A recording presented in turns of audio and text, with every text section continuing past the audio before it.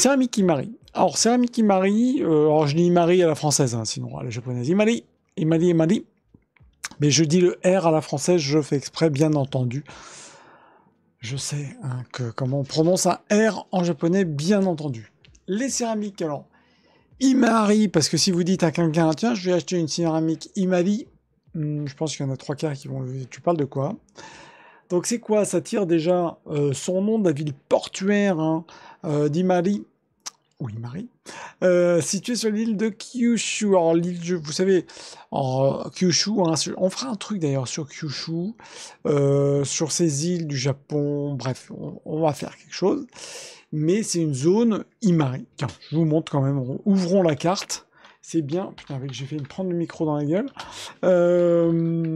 Vous allez voir, tu vas voir ce que tu vas voir, puisque c'est, pour mieux dire, c'est la préfecture, de la province, pardon, de Saga. Ah, je peux pas zoomer, c'est emmerdant. Comment je peux faire? Pourquoi je peux pas zoomer? Bon, attends, on va faire un truc image. Image, voilà, on va faire un truc comme ça. Kyushu, donc vous voyez Kyushu? Je rappelle que Kyushu, hein, c'est le coin où il y a Fukuoka, Nagasaki, voilà, c'est cette île-là, hein, ok? Kyushu qui a eu bref, plein de spécificités de création artistique comme d'autres régions au Japon. Hein. Kyushu, c'est incroyable, c'est vraiment aussi à visiter. Bref, Kyushu est connu pour la province de Saga. En même temps, si vous êtes sur un portable, vous voyez absolument pas mon écran, ce qui est pas très intelligent, ce que je suis en train de faire. Ah bah c'est Wikipédia. Ah bah Wikipédia, c'est pas avec ça qu'on va faire grand-chose. Bon, je suis désolé, c'est un petit peu pixel, mais on va faire avec. Donc la province de Saga, et donc Saga, comme vous pouvez voir, on a un coin qui s'appelle Imari, et on a un coin qui s'appelle Arita. Donc c'est ces deux noms-là, on va en reparler. Bien entendu, sur Kyushu, vous avez des villes qui sont très connues. Je suis jamais allé, je l'ajoute sur ma liste. Ah ouais, bien sûr. Parce que tu te remarques peut-être qu'il y a un autre nom. Alors je dis tu, mais vous, qui a un autre nom qui est aussi connu dans l'histoire des céramiques porcelaines japonaises, c'est Satsuma. Satsuma qui est ici. Il me semble avoir fait un live sur Satsuma, mais ça date peut-être un peu, d'il y a 2 ans, donc je pourrais peut-être refaire un Satsuma.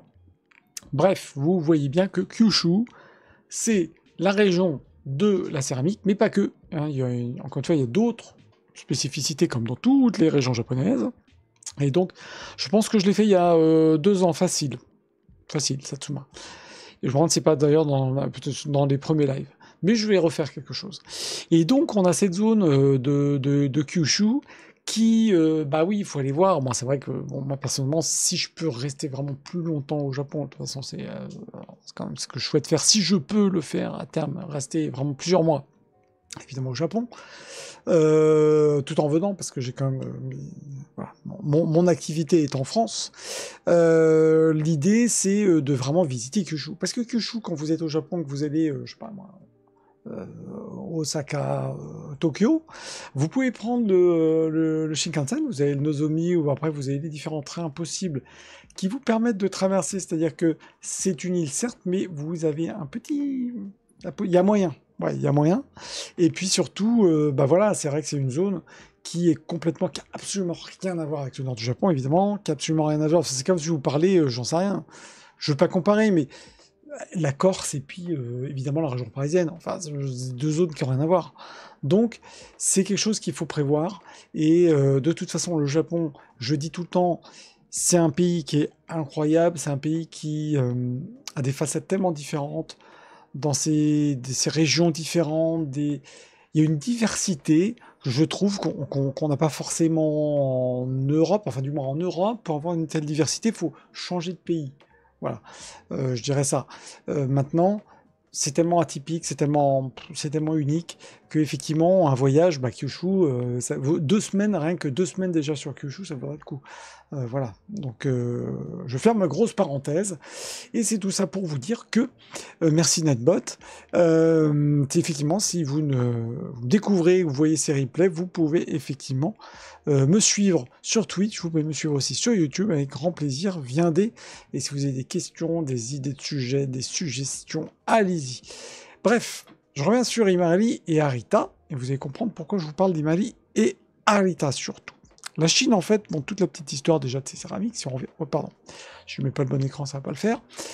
sur la petite histoire, en fait, en tout cas le pays qui produisait vraiment les céramiques, porcelaine, vraiment objets déco et utilitaires, c'était la Chine évidemment, qui était le premier fournisseur de porcelaine, était au XVIIe siècle, alors à partir des années 1640, un peu compliqué en Chine, sans rentrer dans les détails, ce qui fait que, bon, au final, l'Occident, l'Europe, avait plus de difficultés pour accéder à ces produits, ces porcelaines, et donc, en fait, la demande vient vraiment, et c'est ça qu'il faut comprendre, c'est que la création de ces fameuses céramiques Imari, donc japonaises, viennent parce que, au départ, on a eu une pénurie, c'est-à-dire que l'Occident, qui était consommateur, qui avait envie, collectionneur de céramique, ne pouvait plus tellement se tourner vers la Chine.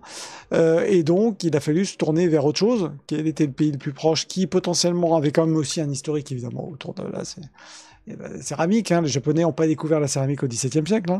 Et c'est le Japon. Donc, et c'est comme ça que le Japon, finalement, de par un bien un peu historique, un peu... voilà, c'est comme ça, c'est l'histoire. Le Japon s'est mis à produire, toute cette zone de Kyushu s'est mis à produire des céramiques qu'on va qualifier d'Imari. Je vous ai mis là un exemple pour l'Occident, avec ma trombine dessus, ça va pas forcément aider. Attendez, hop, je me remène ici pour vous mettre le lien. De ça, c'est tiré. Bah tiens, je vous mets le lien, ça peut être pas mal. Le musée de l'Orient. Donc l'Orient, putain, point BZH. Hein. Point BZH, vous avez les Imari chinois qui vous donnent une idée de ces Imari, là, qui est une production chinoise. Alors, je vous avoue, moi, personnellement, la céramique, ça n'a jamais été mon kiff. Hein. Faire du distinguo entre... Alors, on va le retrouver au niveau des motifs, au niveau des couleurs, mais dans certains cas, faire le distinguo, je dis dans certains cas, le distinguo entre des images... Bien le bonsoir, Vegide-san. Ah, c'est moi ça. Konbanwa.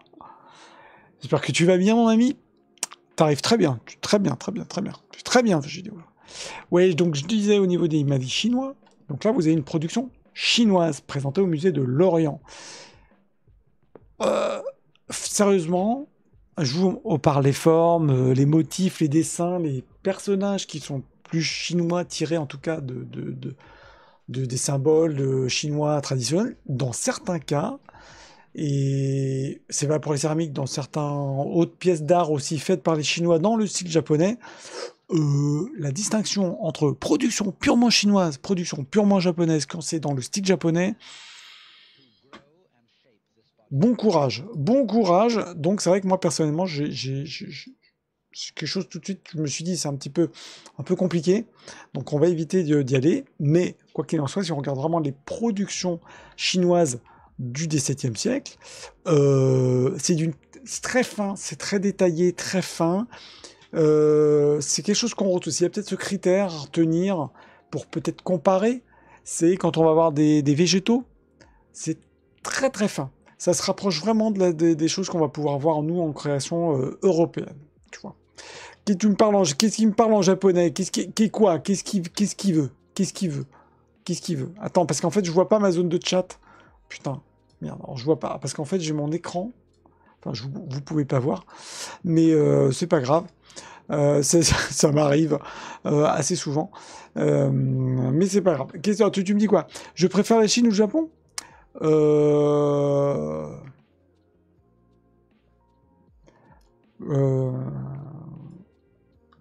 peux botter en touche?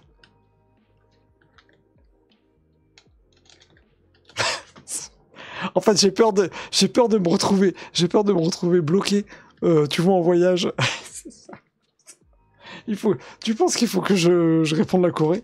Vas-y, non, parce que j'ai peur que... J'ai peur. Hein. Ah, niveau céramique. Niveau céramique... Niveau céramique, je préfère je préfère le Japon. Voilà. Le mec tente doucement. Voilà. Le mec veut pas trop se mouiller, quoi. Tu vois? Je préfère le Japon. Et la Corée. Et la Chine. Le mec veut pas se mettre le monde à dos. Tier list des pays asiatiques. Mais ouais, faut pas... Non, parce que j'ai vu... Attends, c'était quoi? Aux États-Unis, qu'il y avait un gars... Je vous ai pas entendu ça à la news d'un occidental, je sais pas d'où, qui est allé aux États-Unis, mais qui avait balancé sur Trump sur un réseau social. Je sais pas si c'était sur X ou autre, et il s'est retrouvé bloqué à la douane parce que bon, voilà. Non, moi, je m'entends très bien avec tout le monde, sauf avec Trump, mais c'est pas trop grave. Ceci dit, si je gagne la green card, peut-être que si ce message est enregistré, malheureusement, ça va me passer sous le nez. Mais non, il faut répondre à la question de genre. Alors déjà, parce que j'ai vu, hop, excuse-moi, j'étais passé que je ne voyais pas mon écran. Tu me demandes si j'étais fatigué, non? C'est pas ça? En fait, je vois pas, c'est grisé. Mais bon, je pense que c'est ça. Donc non, ça va. Enfin, parce que j'ai eu une réunion. Mais c'est pas grave. Et tu me dis, non, mais céramique, au niveau céramique, si je dois vraiment donner une réponse, personnellement, je préfère vraiment la céramique, la création en céramique japonaise. Pourquoi? Parce qu'il y a vraiment le côté brut. Vous savez que moi, j'aime beaucoup les pièces, ce que je préfère d'ailleurs, les pièces vraiment Mingei, brutes, noir, marron, on sent qu'il y a eu de la texture, on sent qu'il y a eu du truc. Le vrai Mingei, voilà, et Mingei, mais qui peut quand même être assez artistique, hein, artisanal, évidemment, d'artisanat d'art, pardon. J'ai quand même personnellement, mais c'est mon avis à moi, une préférence par rapport aux céramiques chinoises, enfin céramiques chinoises ou les Imadi, même Satsuma, des choses avec tout de suite des fleurs trop de chichi, ça n'a jamais été moi, dans mon goût à moi, pas ce que je préfère. Après d'avoir certaines pièces comme ça, dans un ensemble qui est plutôt très sabi. Oui, voilà. Bon, là, pour le coup, on n'est pas sabi. Mais avoir quelques pièces très détaillées, comme ça, et puis avec des choses un peu plus contemporaines ou Mingei, alors les deux vont ensemble, hein, ça c'est marrant, je parlais avec un ami justement de ça, qui mélange même du street art avec... mais oui, en fait c'est possible. Bon, voilà. Je sais pas vous préférez quoi? Vous préférez des céramiques très détaillées comme ça, ou est-ce que vous préférez des céramiques un peu plus brutes? Je vous remets, j'en sais rien, hein, putain, avec mon micro que j'ai mis un peu trop bas. Céramique, vase, j'en sais rien, je fais au pif. Ouais, des choses Mingei, des choses comme ça. Ouais, brut. Le brut du brut. Ouais, des choses comme ça. Comme vous. J'avoue, pareil, je préfère les choses plus texturées, brutes, oui. Bon, voilà. Après, c'est une question de goût, en fait, parce que moi, il y a des choses... Tiens, c'est marrant, j'ai un vase qui est très très proche. Je trouve que dans certains cas, les porcelaines vraiment très très fleuries, une pièce de temps en temps, c'est pas mal, ça apporte un truc. Voilà, ça apporte un truc. Après, voilà, je reparlerai du Mingei, hein, de toute façon. Voilà. Moi, dans les choses un peu plus décoratives dans le Mingei, c'est plutôt ça, les choses Yamada par exemple, où on va avoir des céramiques. Voilà. Où il y a du motif, c'est artistique, mais c'est pas fleuri comme on vient de voir, quoi. C'est une question de goût, c'est évident. Mais voilà, moi je sais que j'ai des gens qui recherchent absolument, même si en ce moment le creux, hein, moi je vous l'avez peut-être vu, hein, je propose généralement quelque chose qui déjà me parle à moi, hein, c'est-à-dire je vais pas les présenter masse de céramique Imari et autres, parce que c'est pas trop mon truc déjà esthétiquement parlant, c'est pas trop mon truc. Donc voilà, je le fais uniquement si j'ai des requêtes bien précises en sourcing et on me dit oui tiens je recherche, voilà. Ou si je tombe vraiment sur des pièces qui en vrai rétard, par exemple là ce que je vous montre là. Attendez, avec ma trombine, c'est peut-être pas forcément top. Enfin, si vous voyez quand même vous voyez quand même. Là, ça pour moi, je suis assez attiré par ça. On voit que ça, c'est une céramique. Donc, comme je vous disais tout à l'heure, hein, le Japon, ma petite histoire, avant vos vidéos et peut-être pour tous ceux qui arrivent en cours de route. Tu me dis les monochromes chinois, j'ai apprécié l'expo.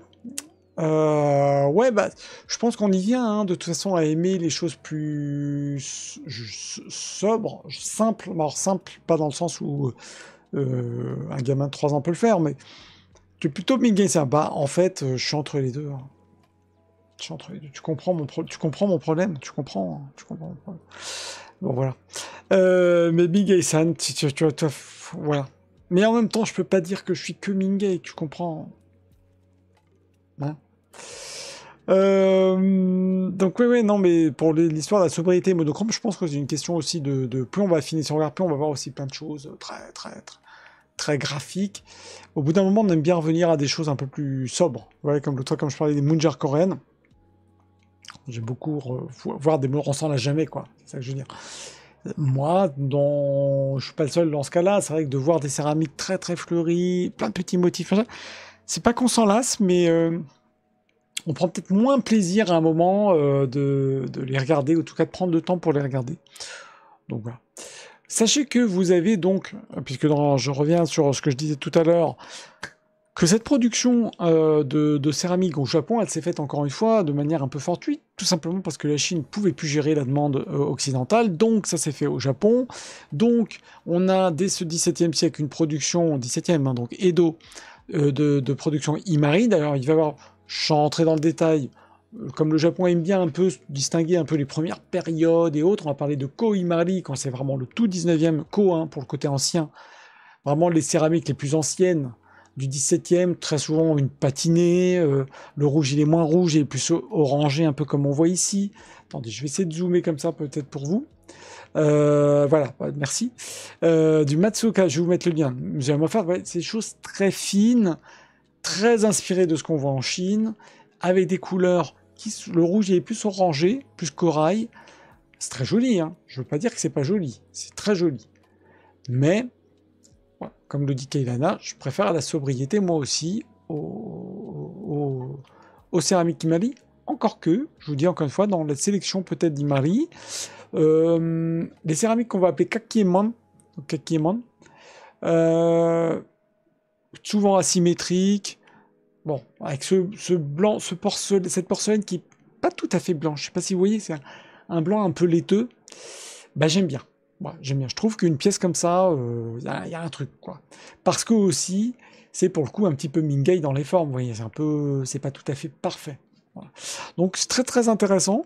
Et mais voilà, je m'en boufferai pas un musée entier. Vous voyez, moi d'ailleurs dans les musées céramiques généralement, sauf quand il y a du Mingei, du Kogei ou des choses comme ça, je m'arrête. Mais sinon, ouais, généralement je passe rapidement dessus. Voilà.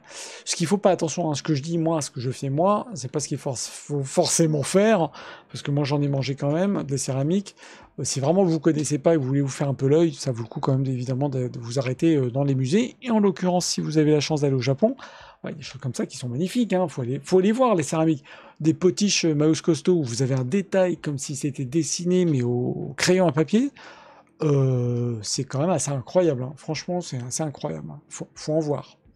Donc ça, je vous ai mis ce petit lien, le musubikiln.com, puisque c'est le musée de Matsuoka qui propose une très belle sélection. Et donc, ce que je peux vous proposer, c'est effectivement que si vous allez au Japon, qu'est-ce qu'il fait là? Si vous allez au Japon, notez-vous comme ça peut-être des musées. Mais encore une fois, si vous y allez, vous me faites un message, tiens, oui, bah, je vais au Japon, je vais un peu sur Kyushu, qu'est-ce que tu conseilles comme musée, vers Saga, bon. Si vous allez sur Kyushu, allez vers Saga, cette province et cette ville de Saga, vous aurez des musées, des points de présentation, des galeries, musées de la céramique, etc. Voilà, comme ça, je vous dis, vous êtes au courant. J'avance sur ma petite histoire des céramiques. Ça, c'est moi. Bonjour. Les premières céramiques Imari étaient principalement, je suis désolé, la qualité de la vidéo, parce qu'elle n'était pas une vidéo qui est toute jeune, je suis maximum 480p, c'est formidable, étaient principalement non, avant de parler de nos amis hollandais, des céramiques faites pour l'Europe, hein, je vous le dis, et le Moyen-Orient. C'est-à-dire que c'est vraiment, encore une fois, dites-vous ça, la production que vous voyez là, je vous ai mis cette vidéo, c'est pour que vous voyez une diversité, je ne vais pas vous mettre le truc, c'est en anglais, et puis je vous dis la qualité n'est pas ouf, mais ça vous permet de voir un peu les différences de céramique Imari. Donc très souvent fond blanc, même 98%, 19% c'est fond blanc, avec des motifs dessus. C'était pour ce marché occidental. Donc c'est aussi le fait que vous ayez toujours ces petites fleurs, ce côté très très très appuyé asiatique, je vais dire ça comme ça, dans le design, dans les motifs, pour contrebalancer complètement la production de porcelaine et de céramique de l'époque en Europe. Puisqu'en Europe, on ne sait pas faire. En Europe, on n'a pas la technique du détail comme on a en Chine ou au Japon.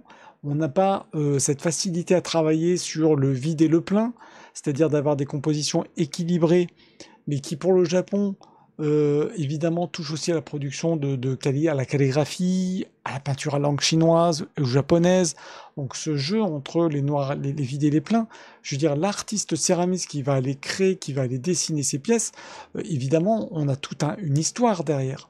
Et ça, en Europe, on ne savait pas faire. Donc, vous voyez, bon, je suis désolé, la vidéo est pas top, mais je trouvais qu'elle est très complète pour voir les différents types de porcelaine.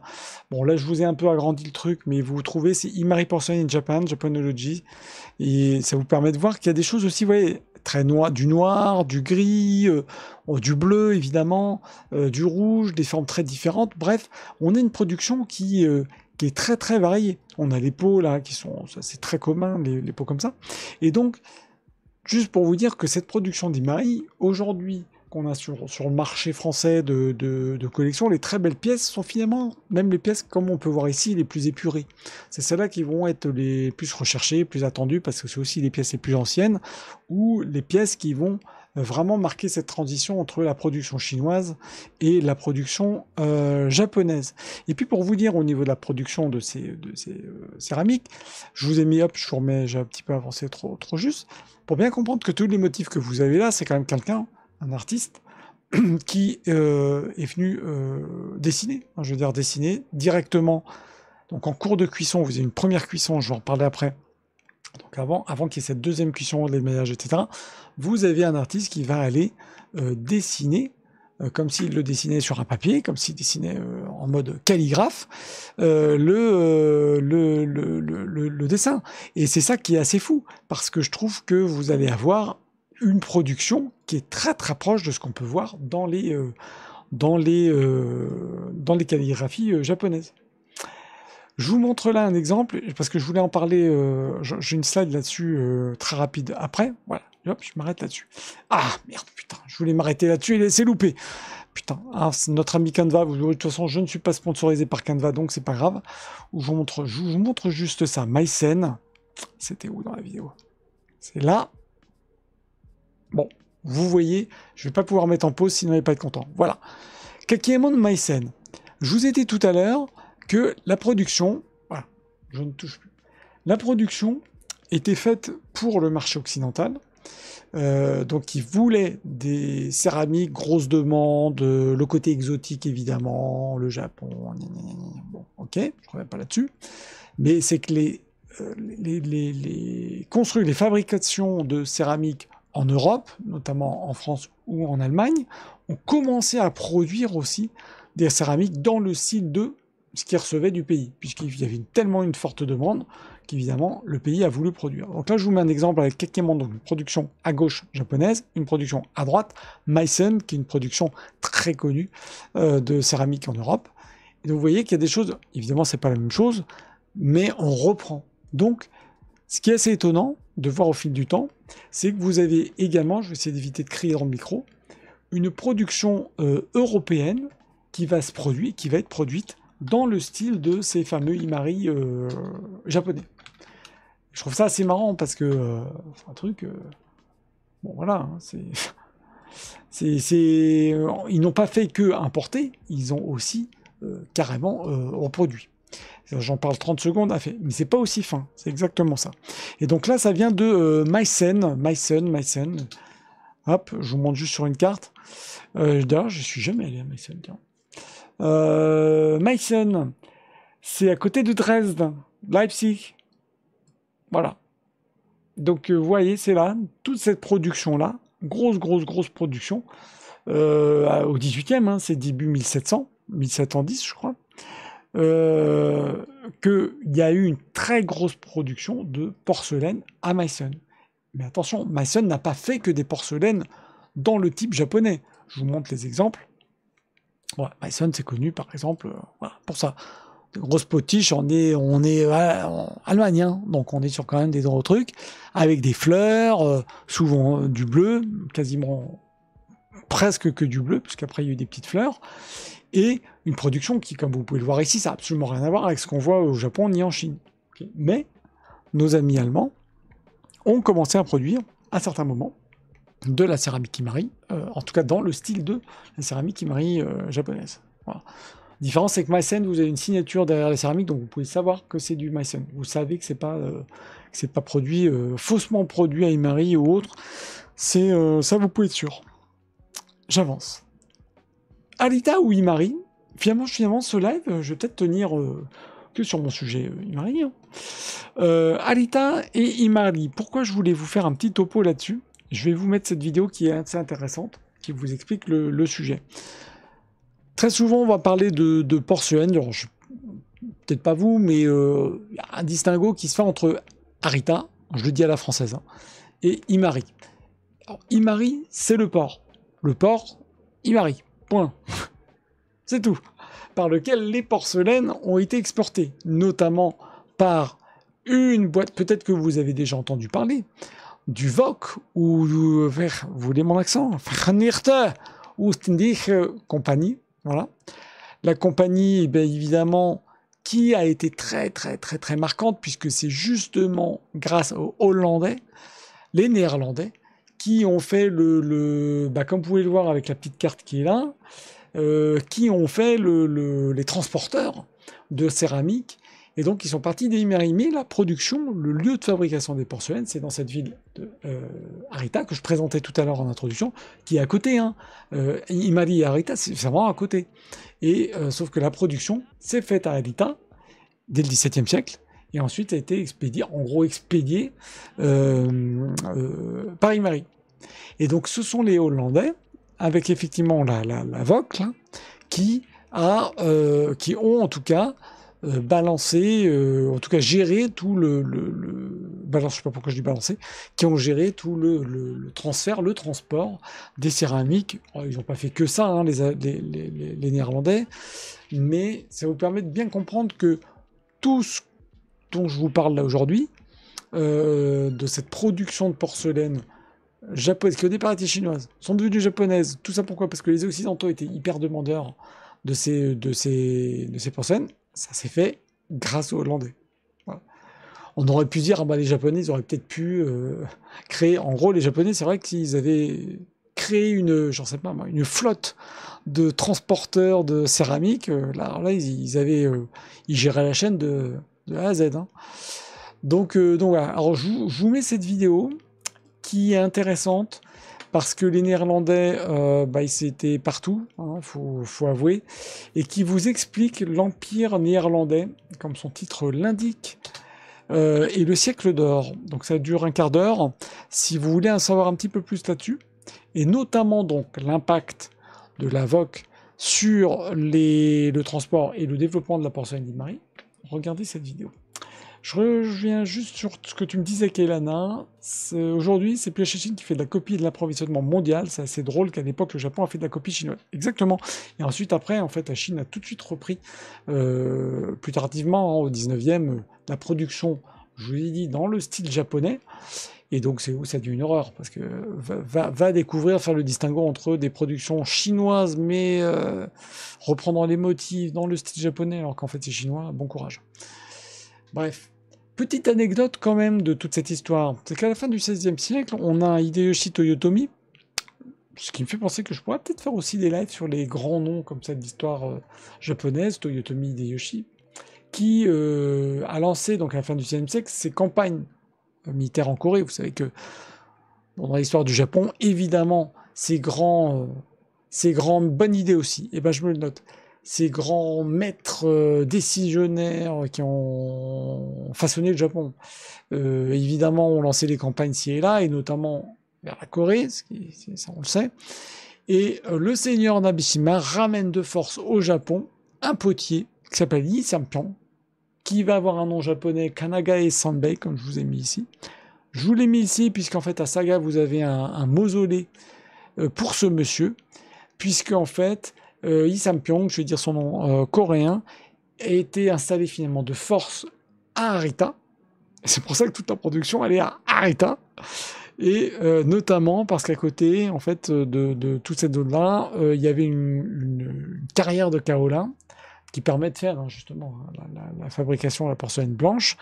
Et donc, c'est de fil en aiguille. Voilà, je pense que vous comprenez le truc, c'est que vous avez une zone avec une carrière de la production, grosse demande, des transporteurs hollandais qui sont là, grosse demande de l'Occident qui pousse, on en veut, on en veut, on en veut, le Japon qui est un peu en bad, comment on fait, qui, pour créer la production, va chercher un spotier, un céramiste. Je n'ai pas la clé, j'aimerais bien savoir, faut que je me note, que je prenne un peu de temps pour essayer de comprendre de comment, à l'époque, ils ont su qu'il y avait un potier coréen, Sampiong. Alors, est-ce que ça s'est fait au hasard? Je pense qu'il y a des bouquins là-dessus, il faut vraiment que je creuse. Pourquoi lui, quoi? Il y a sûrement un truc, j'ai pas la réponse, je me pose la question à moi-même, hein. Je vous le dirai si j'ai la réponse. Il y avait du Kaolin, c'est donc ça, exactement. Donc, Arita, Kaolin, zone près du bord de mer, un port, les Hollandais, paf paf, grosse demande, on va chercher un potier qui lui sait très bien gérer, pif paf pouf, et voilà. Alors, pourquoi lui? Quid? Il faut vraiment que j'aille de... Bon, et sûrement, hein, peut-être qu'il a fait ses mémoires, je n'en sais rien. Je vais essayer de creuser cette question de pourquoi lui et pas un autre. Voilà, est-ce qu'il était proche d'un seigneur et est-ce qu'il s'est... A priori, c'est quand même de... Bon, il s'est pas dévoué, hein, a priori. Donc voilà. Donc je vous dirai ça si j'ai les infos. Et donc, toute cette zone de... donc là, c'est un reportage coréen, mais peu importe, justement de Coréens qui vont aller dans la province d'Osaga. Alors évidemment, si pour vous voulez vous faire plaisir, si vous voulez... oui, il y avait plus d'expertise en porcelaine en Corée, rapport à la Chine, rapport aux productions locales. Je rappelle, hein, notamment les Munjar, hein, c'est bien plus, voilà, plus tardif, et les céramiques coréennes, oui. D'ailleurs, le mouvement Mingei, on parlait du Mingei, je vais refaire un live là-dessus sur le Mingei, vraiment sur l'histoire même du mouvement Mingei. La céramique vient de la Corée, hein, et ce sont un artiste coréen qui est venu au Japon, le Japon qui allait, Setsue Yanagi qui allait en Corée. Bon, enfin, je veux dire, le rapprochement, il est très très très fort, hein. Mais la Corée était évidemment marquée par toute son histoire aussi en rapport avec la Chine, hein. Et donc, on a à Saga, vous avez plusieurs temps, plusieurs lieux. Évidemment, vous pouvez acheter de la porcelaine si vous voulez vraiment vous faire plaisir. Si vous voulez monter un business autour de la céramique, je pense que c'est encore possible. Et vous voyez, après évidemment, si vous faites ça, vous me contactez, hein. On va essayer de discuter. Mais vous voyez, les céramiques, je vous montre ça aussi. Parce qu'à Arita, vous n'avez pas que une production de petits vases et de petits machins. Ouais, le temple et les mausolées ont carrément des pagodes et autres éléments architecturaux carrément en porcelaine. Donc voilà. Donc je trouve que c'était sympa de vous montrer ça. Et tout à l'heure en introduction, je vous disais la zone Kyushu. Bref, toutes ces zones-là, c'est des paysages qui ont absolument rien à voir avec ce qu'on peut voir dans les zones montagneuses ou autres. C'est particulier. Et avec les carrières, voilà, comme vous pouvez voir ici, c'est pas une petite carrière. Bon, il suffisait de s'y mettre, quoi. Et donc les Japonais, ils ont pas hésité, hein. Voilà. Donc c'est Chine, puis Corée, puis Japon.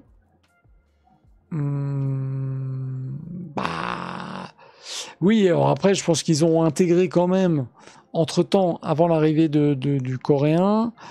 Tout ça, c'est encore très très flou. Il faut vraiment, je t'avoue, hein, je me suis pas plus posé la question dans l'ordre des choses, si vraiment, avant l'arrivée de ce potier coréen, est-ce qu'il y avait eu, je pense qu'il y a eu des créations. Il y a tellement eu de demandes et une vraie demande.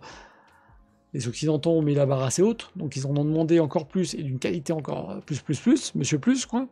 Ils sont allés chercher voilà, le spécialiste, quoi.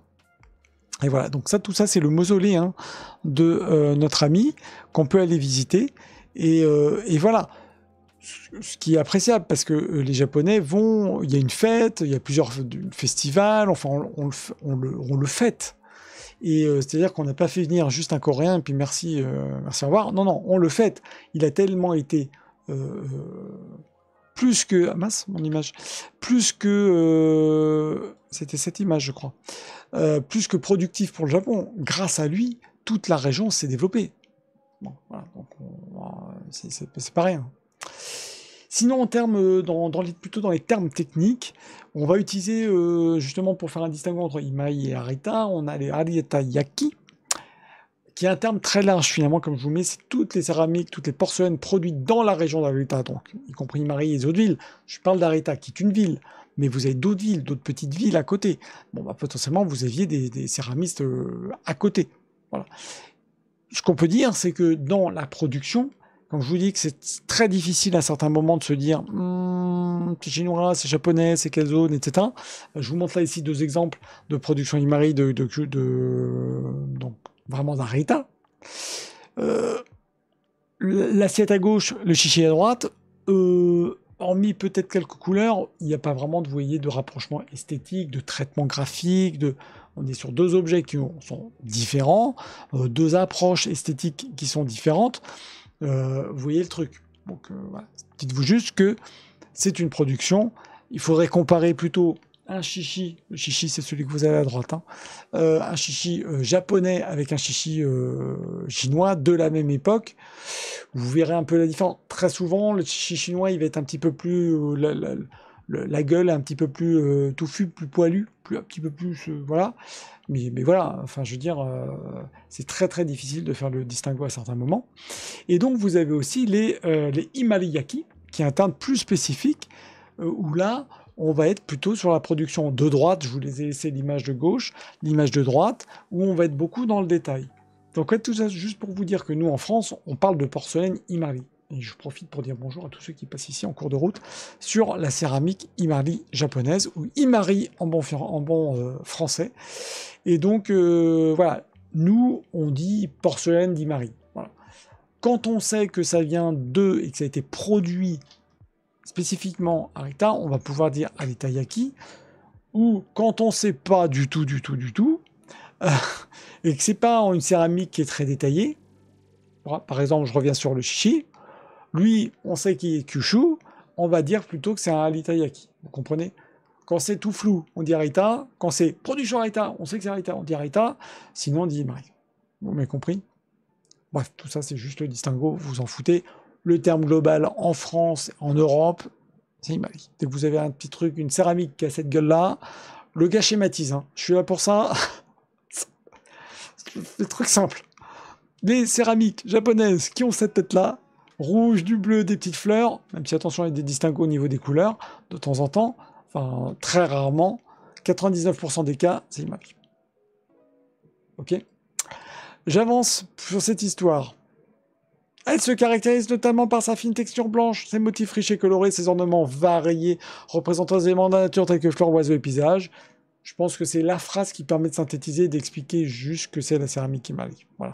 Par rapport à tout le reste. Comme je vous l'ai dit tout à l'heure en introduction, elle se caractérise vraiment par une production avec le fond blanc, les motifs sur le dessus. C'est vraiment ça qui marque cette production Imari. Et puis, je vous disais tout à l'heure, au cours d'une vidéo, je vous disais, il y a 2 cuissons. Ça aussi, c'est un truc à retenir. Pourquoi 2 cuissons? Il y a déjà une première cuisson qui est à très haute température, qui permet aussi de durcir évidemment la matière. Ce qu'on appelle, alors c'est valable aussi en France, hein, en Europe, Sèvres, etc. On travaille sur des cuissons qui vous permettent d'avoir une première matière qu'on appelle le biscuit. Alors, je vous le dis comme ça, vous avez peut-être appris un terme technique. La cuisson biscuit, merci Kailana. Putain, 10 points pour Kailana. Aussi fin avec un gros pinceau. Et oui, c'était ça aussi que je voulais vous montrer. Le monsieur qui... il est où? Bien, on le revoit pas après. Oui, voilà, voilà. Tac. Je vais vous mettre le lien, parce que c'est vachement intéressant. C'est un focus sur la porcelaine Imari bleue. Voilà, le bleu. Et donc, regardez, je vais vous le mettre comme ça. Le monsieur, vas-y, qui te prend le gros pinceau, quoi. C'est-à-dire que la céramique, je rappelle pour tous ceux qui tombent ici, qui découvrent le truc, céramique, bah voilà, quoi. Ah merde, putain, j'ai le truc pile au niveau du pinceau. Il vous dessine sur l'assiette au pinceau. Mais pas le petit pinceau, pas le feutre, pas le stylo. Non, le gros pinceau. Donc ça, vous savez bien que... ah, vas-y. Non, mais... Regarde le truc. Ce qui veut dire que la production européenne, si vous tombez encore du live, là, je présente la production Imari, qui, je rappelle, en fait, c'est une grosse demande de l'Occident au XVIIe siècle. L'Europe. Les Français, les Allemands, etc., ils voulaient à fond ces céramiques. On était incapable de faire ça. Je pense pas que vous allez voir un Allemand au XVIIe siècle, au XVIIIe, tiens, vas-y, fais-moi un truc, une céramique avec un pinceau mouse costaud. Non, je suis pas sûr que ça marche. Donc en fait, vous voyez, la production, c'est aussi pour ça que c'était très très attendu, très apprécié. C'est cette finesse du travail. Et dans cette vidéo, justement, on voit ça. On voit la finesse du travail du pinceau. C'est pour ça que je trouvais qu'elle était hyper intéressante. Vous voyez, on voit que c'est assez mat, c'est ça le biscuit. Et donc, et ensuite, vous allez avoir la deuxième cuisson, avec le four qui va bien. Putain, le four, on pourrait y mettre... Miso, on pourrait mettre mon chien Miso. Je plaisante, bien entendu. Il aurait trop... Encore que... Il aime bien être sous les couettes. Ce qui est fou, c'est que je trouve cette production, elle est encore produite aujourd'hui, hein, et elle est toujours avec une qualité, mais incroyable, incroyable. Je vous mets le lien. Miso dans le four, ce sera un bulldog grillé. Mais non, le miso, il est mignon, mais c'est Mimi. Mimi pour les intimes. Mais c'est fou, hein, d'arriver à travailler aussi finement avec des gros pinceaux comme ça. On retrouve fréquemment la fleur de cerisier, alors dans les symboles, hein, bien entendu. Juste un petit truc raccord très très rapide. Les motifs, majoritairement des fleurs. Ça peut être des fleurs de cerisier, pour symbole de renouveau, de beauté, etc. Très souvent, les pivoines, bien évidemment, les kikou. C'est pour la prospérité et la noblesse. Vous notez hein, ça, mais je pense que vous le savez. Noblesse, prospérité, c'est toujours les pivoines. La partie de beauté, l'éphémère, c'est la fleur de cerisier. Vous avez aussi des animaux qui sont présentés, une faune. Alors attention, la faune, c'est toujours, encore une fois, en rapport complet avec ce qu'on voit aussi dans les créations graphiques. Peinture à l'encre, des phénix, des tigres, des grues. On va avoir des paysages qui sont des paysages de montagne. Etc. Bref, on est vraiment sur le bestiaire, la faune et la flore de ce qu'on trouve dans, je vous ai dit, dans les, pas les estampes, les peintures à l'encre, ce qu'on va retrouver sur kakemono, etc. Et vous allez les retrouver, boum, sur des éventails, sur des kimonos et sur des céramiques, comme on peut le voir peut-être déjà ici. Vous voyez le truc. Tu dis en plus de finesse, il ne faut pas que ça remplisse, le remplissage dépasse. C'est fou. Quand ils font ça avec des pinceaux énorme et que ça ne dépasse pas d'un truc. Non, mais c'est assez fou. C'est assez fou. Je vous mets cette petite vidéo que je fais passer comme ça parce que je pense que vous ne la voyez pas tellement comme ça. C'est la différence sur ce terme technique qu'on va appeler kakieman. Donc c'est sur les Himari, vous allez voir différentes, c'est en anglais, je suis désolé, mais différents types de céramique, et ça peut vous permettre aussi d'affiner votre regard, si vous voulez, sur ces pièces. En tout cas, je trouve que cette vidéo-là, je sais pas combien de temps ça dure, elle est vraiment très très bien, franchement, allez la regarder si vous voulez découvrir un petit peu plus sur les céramiques. On en découvre, hein. D'avoir fait ce sujet, je vous assure, ça m'a donné envie d'en savoir encore plus, en tout cas de me mettre plus dans la céramique. J'avance et puis je vais terminer. Finalement, cette quotidienne va être essentiellement sur les Himari. Hein. Les couleurs utilisées ne sont pas anodines non plus. Ce que je vous mets ici, puisque au-delà des motifs, on va avoir des couleurs qui vont exprimer quelque chose. Bon, ça c'est évidemment typique de l'esthétique japonaise, où on a des motifs qui, de par la représentation de ce qu'ils représentent, c'est esthétique, des fleurs, des animaux, ok. Sauf qu'ils représentent des choses, comme je viens de vous le dire, et on a les couleurs qui représentent aussi, qui ont une certaine symbolique, en complètement d'esthétique. Le rouge notamment, je vous l'ai mis ici, exprime la joie, la vitalité. On a le bleu qui symbolise la sagesse, la tranquillité, et puis très souvent, pas toujours, comme on peut le voir ici, on a des pièces où il n'y a pas toujours du doré. Mais quand il y en a, c'est vraiment tout de suite pour ajouter l'harmonie, l'élégance, évidemment le sacré, le prestige, la richesse, etc. Donc, et plus vous allez avoir des commandes, évidemment, avec gros budget, plus il y aura évidemment de l'or dans les pièces. Mais c'est pas un critère. C'est-à-dire que si on se dit que les Occidentaux étaient friands de céramique japonaise, il n'y avait pas une demande particulière pour les céramiques avec de l'or. Voilà. Aussi, c'est vraiment le côté atypique hein, de cette finesse du travail, c'est vraiment ça qui, je pense, démarque la céramique Himari du reste. Les Himari donc étaient très populaires, ce qui fait que, et ça rejoint ce que je vous disais tout à l'heure au milieu de ce live, c'est qu'il y a eu une production, donc on a vu avec Meissen, mais une production même chez les Anglais, de céramique dans le style de... Bon, là, vous voyez que sur la couverture de ce livre, qui a été publié chez Massin, où on voit que, de par les objets que vous avez ici, vous voyez bien le bougeoir là qui est ici, c'est pas les Japonais qui vont créer ce genre de pièces. Donc là, de par les pièces, vous voyez que c'est OK. On sait que c'est une production en Europe. OK. Mais c'est juste pour vous dire que les Imari anglais, néerlandais, hollandais, voire allemands, sont très différents.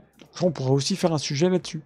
Et ce qui est assez intéressant de voir, c'est comment ces différents peuples, créations artistiques, se sont inspirés, je vais pas dire pompés, se sont vraiment inspirés de la production japonaise. Et ça, c'est vachement intéressant. Parce que là, vous vous dites, c'est fou, quoi. Comment, à l'époque, ils ont pu réappliquer les codes de la céramique qu'ils pouvaient voir pour en faire quelque chose de nouveau, quoi. Donc voilà, donc je trouvais que c'était intéressant de vous parler de cette céramique-là. Je sais pas si ça vous a plu. J'ai fait un peu long, hein, là, sur la céramique, mais j'ai voulu un petit peu passer de temps. Vous voyez, je suis pas trop rentré dans le détail non plus des motifs, etc. Parce qu'il y a, à mon avis, pas un grand intérêt, hormis s'arrêter sur certaines écoles. Merci Kailana. Je pense que vraiment, si vous voulez vous faire les yeux, quoi, le regard sur les céramiques Imari, regardez les petites vidéos que je vous ai mis en live. Maintenant, on remercie Kailana, ça me fait vraiment plaisir. C'est vraiment pour ça que je le fais. Donc c'est cool si vous apprenez des trucs. Moi, je vous invite vraiment plutôt à vous arrêter dans les musées, Jean Sanowski et autres. Je vais parler de deux news. Partez pas tout de suite, encore 2 minutes. Allez. Mais je vous invite sur les Imari à aller, si vous êtes dans un musée d'art asiatique, Guillemets, Sanowski, Nice, il n'y en a pas, Nice. Même vous allez dans les musées je vous ai montré l'Orient. Vous avez des céramiques chinoises, vous avez en Hollande évidemment, vous allez à Meissen, vous allez même Sèvres, ce serait intéressant d'ailleurs retourner à Sèvres, voir s'il n'y a pas une petite production, mais je pense que oui, un peu japonaise. Vous vous arrêtez comme ça sur certaines céramiques. Je dis pas qu'il faut que non, moi le premier, hein, je m'arrête pas sur, je vous ai dit, les vitrines de céramique, de porcelaine, de potiche, ça me gonfle, ça m'intéresse pas. Par contre, quand il y a un truc un peu à part, une big potiche, un truc hyper détaillé, quand vous dites que l'artisan, il a fait ça avec un pinceau mouse, le bout du pinceau comme ça, et il vous a fait un truc d'une finesse incroyable, là vous vous arrêtez, vous regardez, vous dites ah ouais quand même, que même. Voilà. Donc c'est juste à arrêter ce que je dis hein, dans les musées, que vous aimiez aller dans les musées ou pas, que vous ayez l'habitude ou pas d'aller dans les musées, dans des galeries. Bon, dans les galeries, vous en voyez très très peu. Donc surtout dans les musées, arrêtez-vous juste, même si vous dites ah céramique, arrêtez-vous juste sur 1 ou 2 pièces, vous regardez et vous admirez. Point. Je suis le gars pas chiant, hein. Je pourrais gérer une classe entière, je leur dirais regardez, voilà. Au V&A, il y en a beaucoup. Wallace Collection, il y en a. V&A de Londres, yes, c'est un peu trop entassé dans les vitrines. Il faut savoir ce qu'on cherche. Il y a des trucs top. Voilà. Vous avez aussi les petits musées guillemets. Bref, ce qu'il faut en fait, c'est juste se dire qu'effectivement, il y a eu énormément de production à l'époque pour le marché, encore une fois, européen, anglais. Donc il y a eu beaucoup de pièces accumulées. Et c'est vrai qu'après, bon, ça prend de la place aussi. Donc, et faire que un musée, que de ça, bon, faut aimer. Voilà. On est d'accord. Des vitrines du sol au plafond. Ouais. Je crois que je passe très rapidement. La céramique. Allez, zou.